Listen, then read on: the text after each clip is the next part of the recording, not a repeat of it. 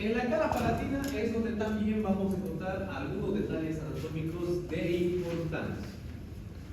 Si notan, tiene la misma forma que la cara vestibular, pero con la diferencia de que tiene un contorno ya más triangular. ¿Por qué? Porque se produce mayor inclinación de los lados proximales hacia cervical y también de las convergencias de los proximales hacia palatino, haciendo de que la superficie de la cara palatina sea más pequeña que la de vestibular, ¿no? Entonces ahí las principales diferencias con la cara opuesta, ¿ya? El borde incisal tiene las mismas características que por vestibular y también notando lo que se denomina la faceta incisal que habíamos descrito en el incisivo central. Los bordes mesial y distal ambos son inclinados, más convergentes. Tenemos sobre estos bordes la presencia de los rebordes marginales que también son muy notorios y muy marcados, muy prominentes, que son una prolongación desde el cuarto lóbulo o el cingulum, ¿no? En dirección a sus respectivos ángulos incisales. La prominencia de estos rebordes marginales hace de que también se vea más notoriamente la fosa palatina, ¿ya?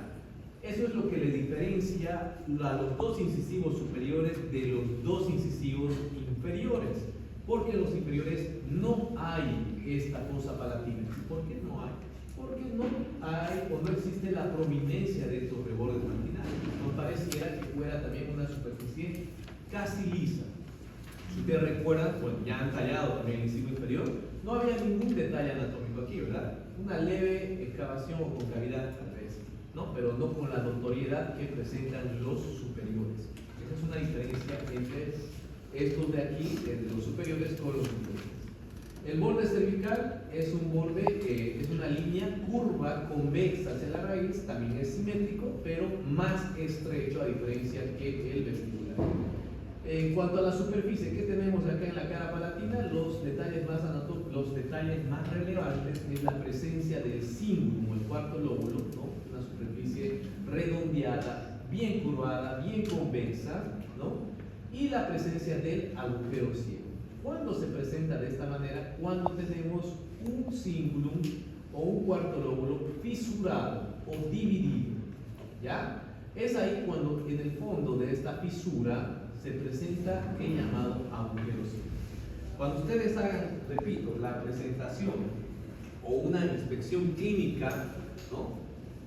Y ven que tiene esta forma de la cara palatina, porque obviamente hay otras formas también de presentación, debemos ya de suponer que aquí podemos encontrar un agujero ciego o un foramen caído, ¿ya? Y bueno, el detalle de la fosa palatina que es más notorio.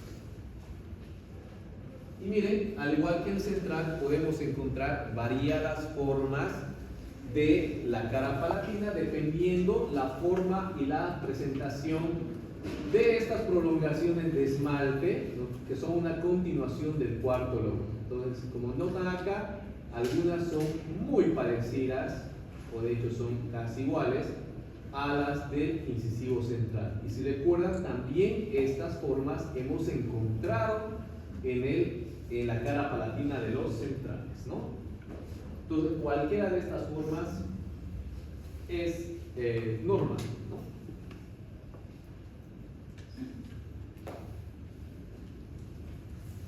Muy bien, las caras mesial y distal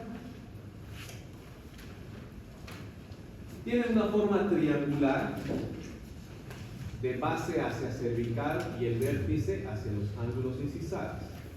El borde vestibular siempre se caracteriza por eso. El borde vestibular siempre notando esa convexidad o esa curvatura en toda su superficie, ¿no?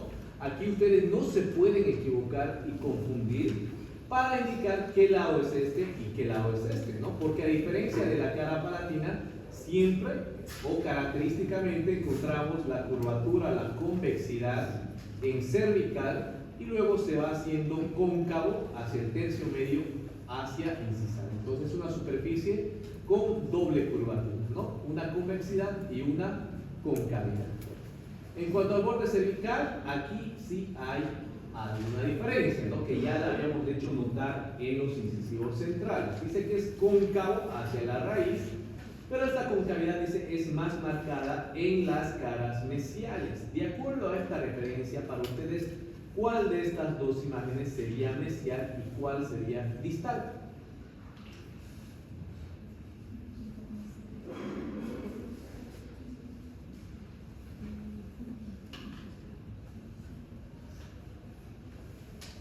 ¿Cuál sería esta?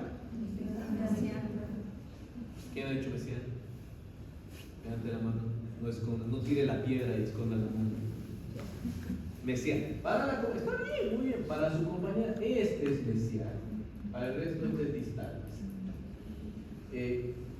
Bueno, de acuerdo a esta referencia que dice concavidad más marcada en mesial, ¿qué quiere decir? Que la concavidad o la profundidad de esa concavidad es mayor siempre en los lados mesiales. ¿Ya? Entonces, si ustedes notan, esta curvatura es un poco mayor o más profundo, si ustedes quieren, que esta otra, ¿verdad? O al menos así yo lo noto. Y la mayoría lo hemos notado así, excepto la compañera, ¿no? Entonces, por mayoría de votos va a ser esta nuestra cara mesial, ¿ya? Y esta nuestra cara distal, por esta característica principal. Bueno, el vértice ocupado por los ángulos correspondientes. En cuanto a la superficie, no hay mucho detalle, excepto que siempre vamos a notar la mayor convexidad o la mayor curvatura siempre a nivel de los puntos de contacto. Ya hemos hablado igual a qué se refiere con puntos de contacto, ¿ya? A partir del punto de contacto hacia cervical son superficies ligeramente aplanadas e incluso hay una concavidad que puede notarse, una ligera concavidad que puede notarse en cervical de la cara mesial.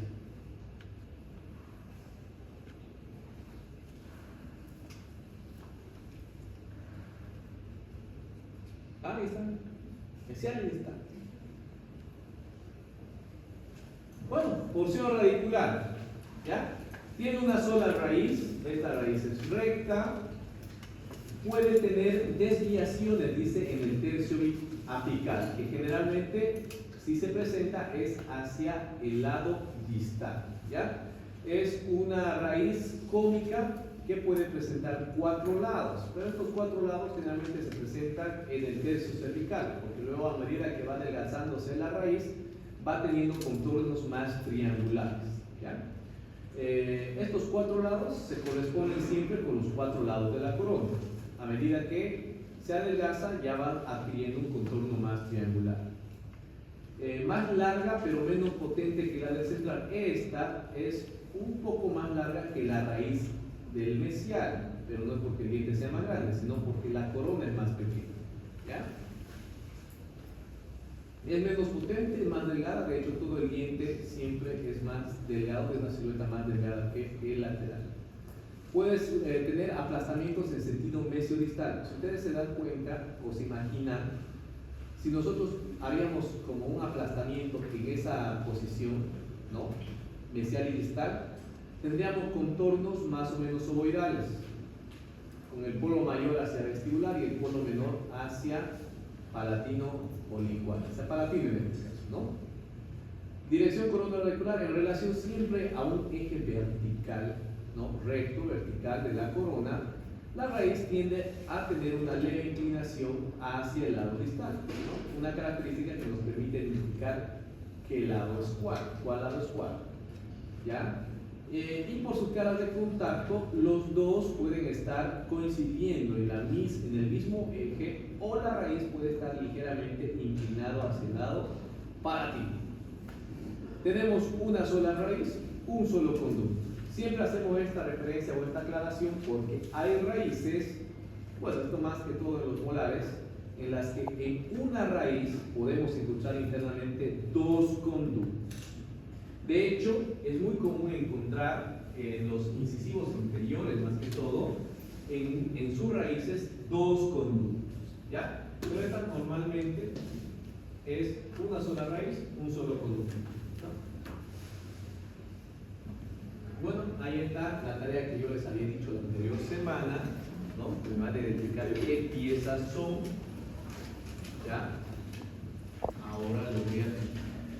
Ahora les voy a tomar el examen.